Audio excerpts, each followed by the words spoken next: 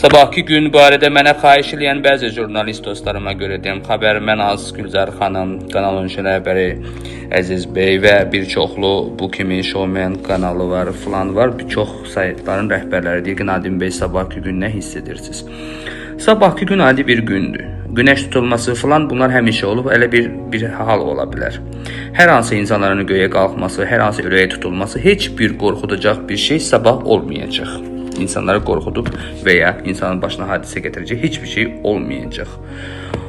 Siz sabahdan qorxmayın. Siz sabahdan sonraki gələn aylardan, günlərdən və daha çox böyük zəlzələlərdən qorxun. Yaxşı? Siz zəlzələlər və böyük sellər, külək tufanlar üçün, sonraki aylar, günlər, illər üçün qorxun. Əsasıdır 2028-ci ilin daha çox dünyanı beşik kimi sallayacaq olan zəlzələlərdən qorx. Sabah 12 avqustdan heç kim qorxma. Hansısa şeylər bir xəttə gələcək, nə bilim, nə edəcək, o şeylər çox olacaq. Sabahki gün insanlara ölüm yapara biləcək, qorxada biləcək, heç bir göyə qalxsın, düşsün olmayacaq. Sonraki, bəs niyə sonraki günlər üçün heç kim heç nə demir? İminlə 12-ci avqust üçün deyir. Sonra deyəcək ki, 12-ci avqustda bu oldu, ondan sonra belə oldu deyəcəklər bəzilər. 12-ci avqustda olar hansı kosmetik şeylər, xətt boyu gəlir, günəş tutma olar, bu boş şeylərdir. Qorxmalı ola biləcək bir şey varsa, dünyanı beşik kimi sallayacaq olan zəlzələlərdir, o da sabahki gün üçün deyil.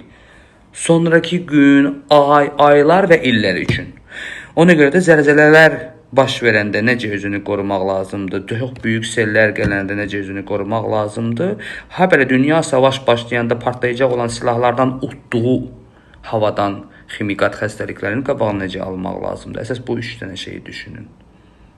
Mən sizə NASA'dan da, VASSA'dan da, nə bilim, MASSA'dan da önəmli proqnozlar verirəm.